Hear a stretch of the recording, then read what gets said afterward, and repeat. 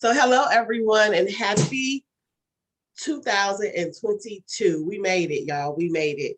So welcome We to made it. another installment of Fact Forward Presents People, Passions, and Projects. I'm Meredith Talford, the Innovation Manager here at Fact Forward, and I have the pleasure of talking to Deiona Carter Boswell, a licensed professional counselor in the state of Georgia. Hello, Deiona. Hi, Meredith. I'm glad to be here. Thank you. Deiona owns Building Bridges Counseling and Wellness and specializes in therapy for children and adolescents and is the co-host on the Parenting Proverbs podcast. So Deiona, let's chat a little. So out of all Okay. of the directions you could have gone in with mental health and therapy, why children and adolescents? That is a great question. And I think it really starts with why therapy in the beginning. And that's one of the things that we do talk about in the podcast, like how did we start to become therapists? And really my interest with mental health was peaked when I was like middle school, high school. It kind of started with a family mental health crisis and just wondering like, how did we get to this point? Like, how did we get here? What's going on? Just became really fascinated with the brain and human behavior.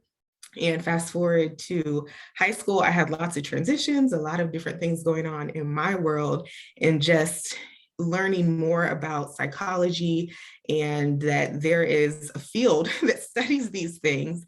And I took AP psychology in high school, fell in love with it. I'm like, this is what I want to do. I thought I wanted to be a psychologist, but quickly learned there's a lot of research with that. And I'm like, that's not what I want to do. I want to be working in the field. And I've always loved working with kids, especially like the little ones. And as I got older, teenagers as well. And I realized that, if we're able to provide them with the skills and the tools that they need when they're younger, and just help them understand that whatever it is that they're going through, that they can get through it, and there is support, that as we get older and as they get older, those skills can carry forward and to help them be more resilient and just know and have effective coping skills. Okay. So you spoke about resilience. So we can't have any conversation now without addressing the pandemic. And Right. I think it's safe to say that almost everyone in this country has either been directly impacted or indirectly impacted by the pandemic and by COVID. And so with that has come a lot of grief. And sometimes in that process, teens, adolescents, and children get overlooked while us as adults are grieving or trying to handle everything that comes along with death. So can you give us some insight on how grief may show up differently in an adolescent or a child versus an adult? Yeah. And I think, well, as you said, there's been a lot of grief and loss during the pandemic. And when we hear that, we initially think the loss of a person. Which we have lost a lot of people. The reality is we have lost a lot of people over these past going on 2 years. But we've also lost a lot of moments, memories, just time and things that we've wanted to do.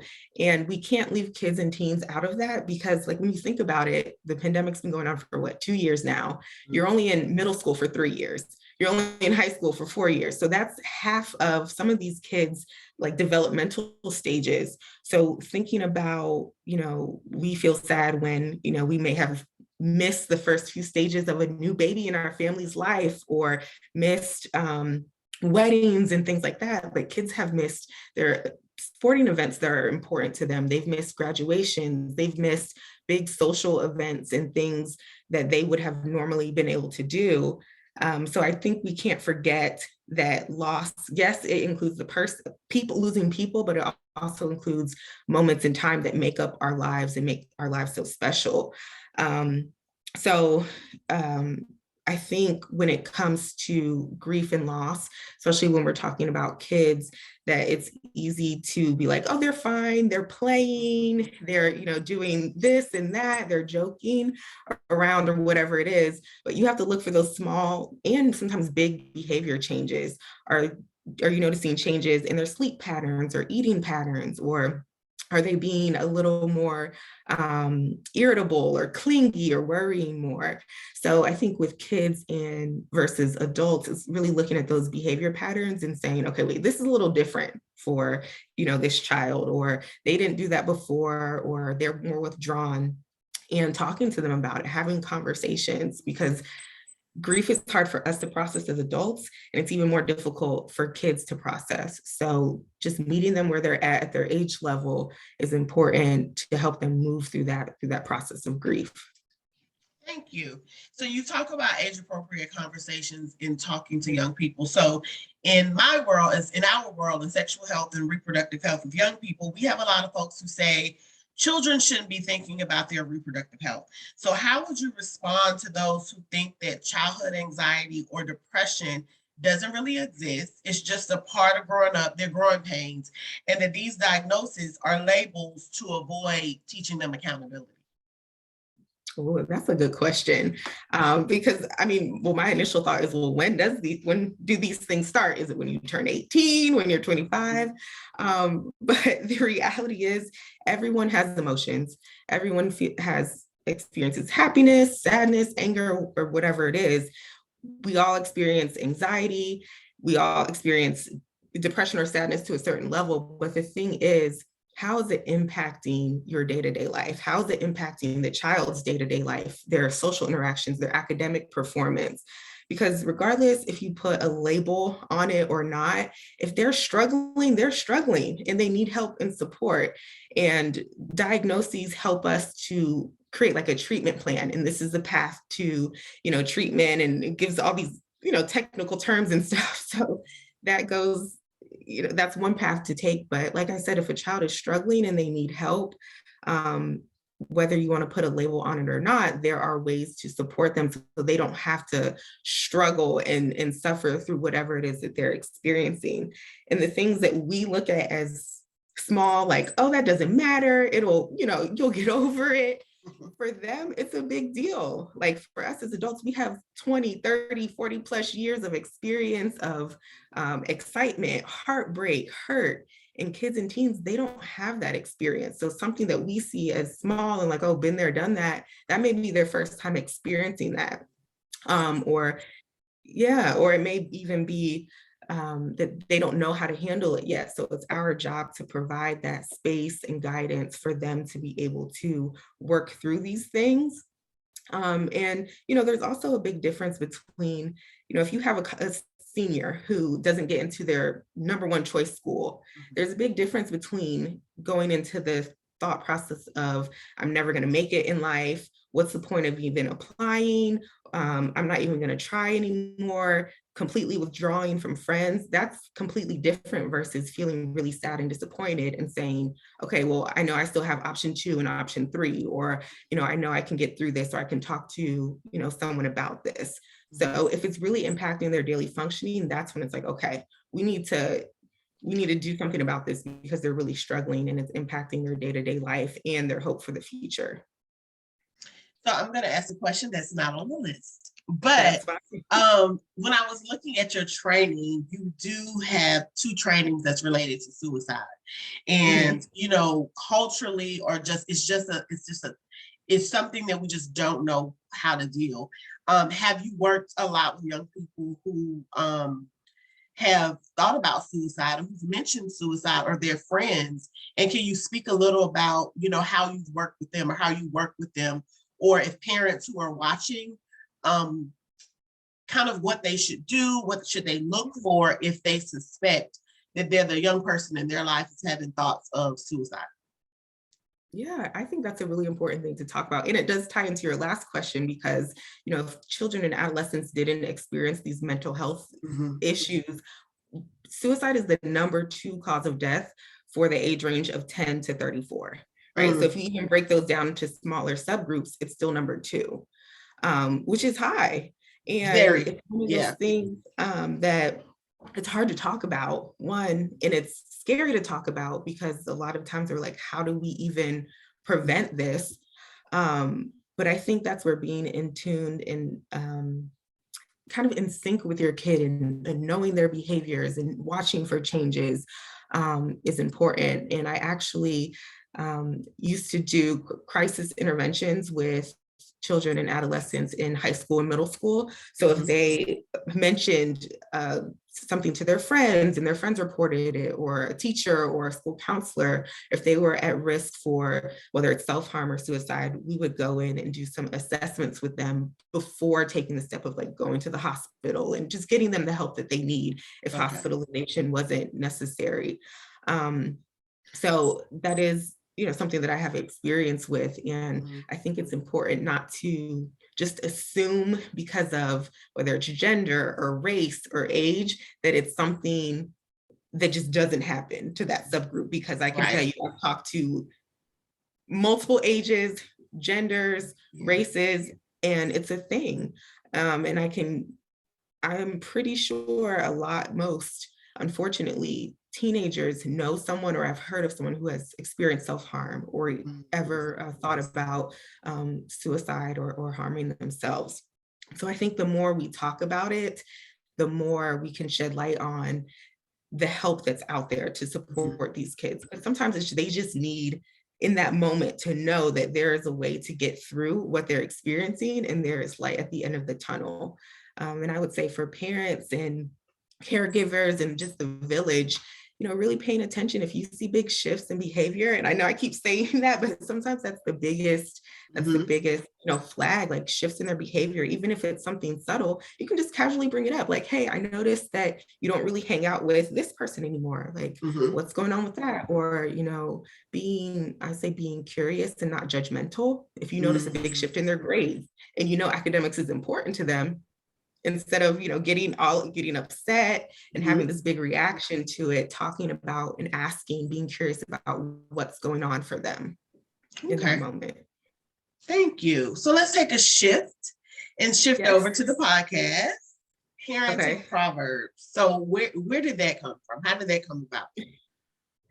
Yeah, so the idea of parenting proverbs really started pre-pandemic. My co-host and I, we were going to do a whole series in person for parents and caregivers and really just the village, people who work with children and teens.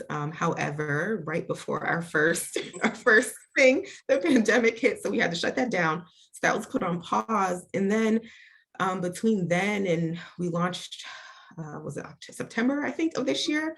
Between then and now, I just realized a lot of the conversations and a lot of the information I was sharing with parents a lot of it was the same in a sense, or just had common themes. And I'm like, there's gotta be a way to get this information out there to people who either feel like they don't need therapy or they're not to that point, or just want to learn more how to support the children in their lives and build those healthy relationships.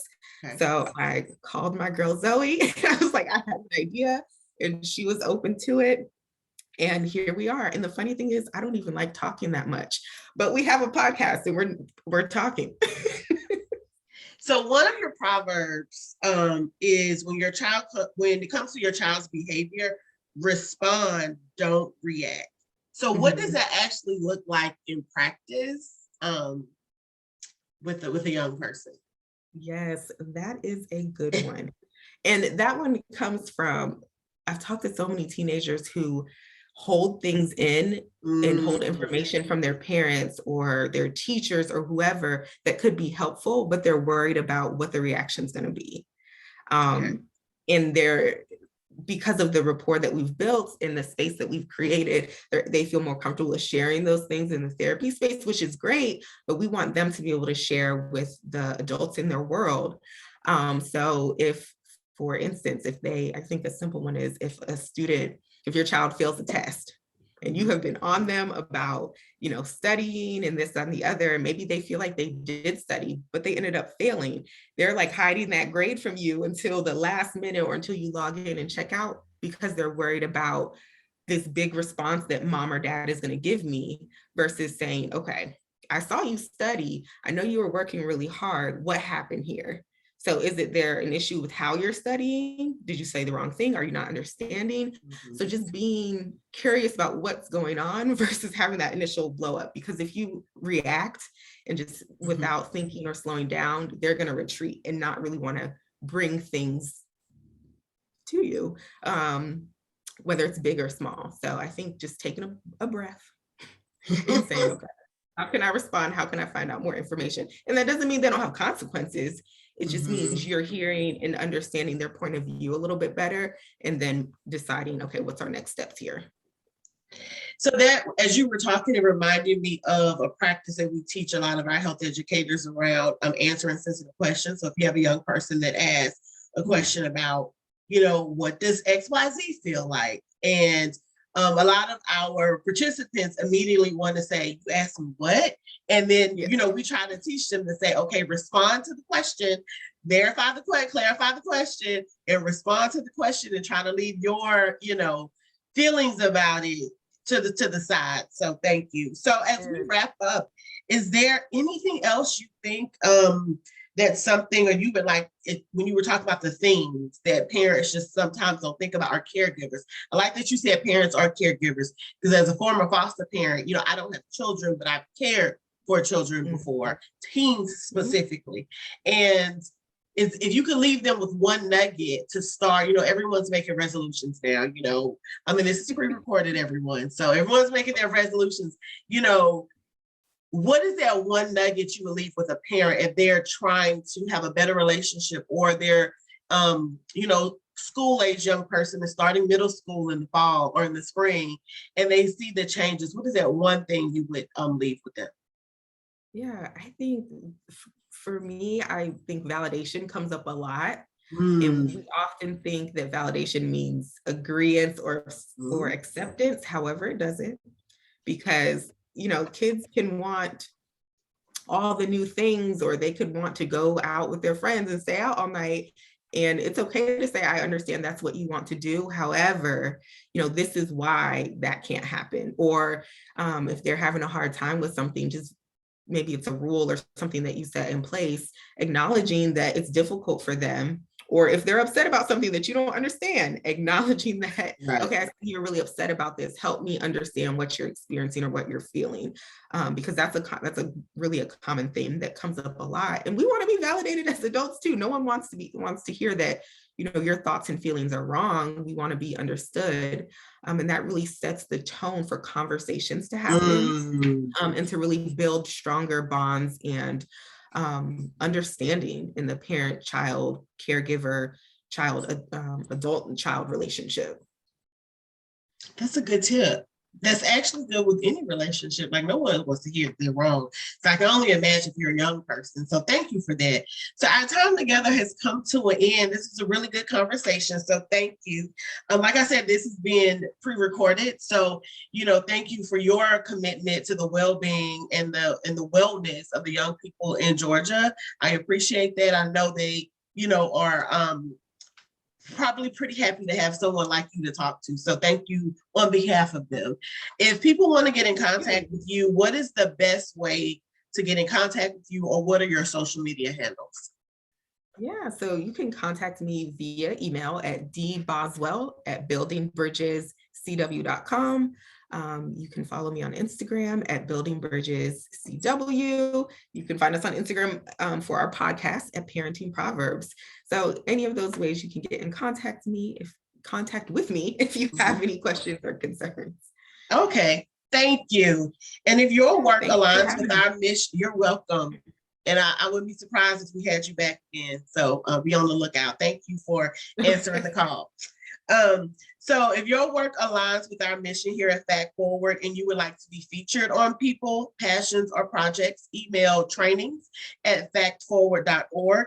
Don't forget to follow us on all social media platforms at factforward.org, or go to our website and sign up for our newsletter to keep up with all of our trainings and special events that will be happening in the new year. Thank you all so much for joining us. And until next time, have a great day.